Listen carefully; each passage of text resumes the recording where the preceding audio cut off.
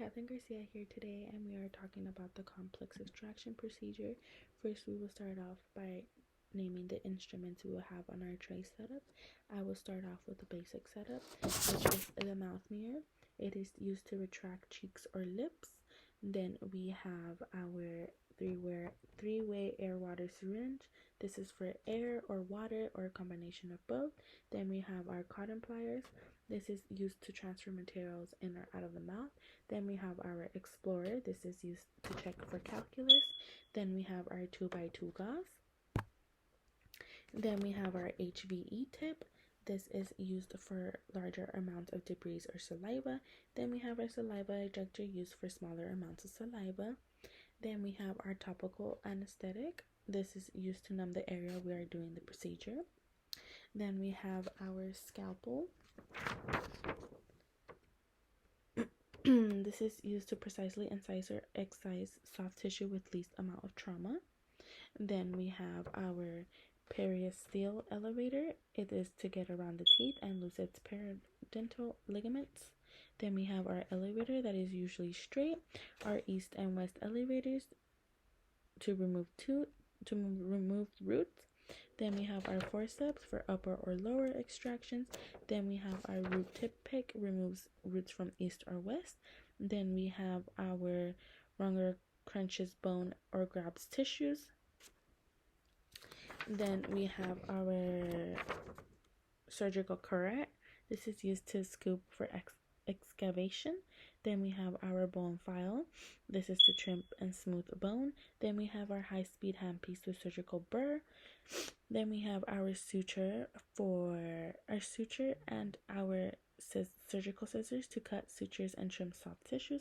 Then we have our needle holder for hemostat to retract tissue, remove small roots, clamp off blood vessels, or grasp loose objects.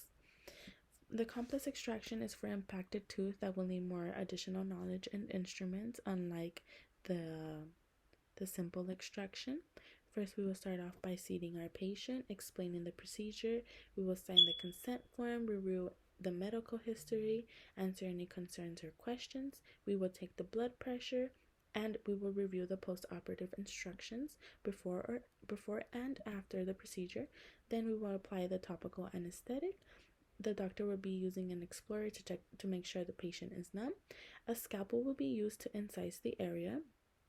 A periosteal elevator will be used to retract the gingival tissue.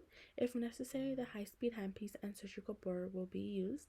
The handpiece is used to remove either surrounding bone if the patient has bone removed. The patient will have swelling after doing this. An elevator will be used to loosen the tooth and can be also used to remove from the socket. A forceps will be used to luxate the tooth. It is used only if the forceps fits into the surgical site. Then we will use the handpiece and surgical burr. We will also use the east and west elevators. The doctor will look at the tooth to make sure it is intact. Sometimes a root tip can chip off in the process and be left in the socket. If it does, it must be removed. With a root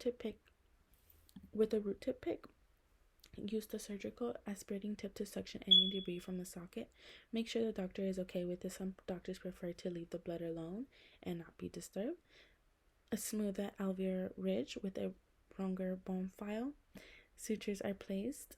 Gut sutures will dissolve on their own. The patient must return to have silk sutures removed.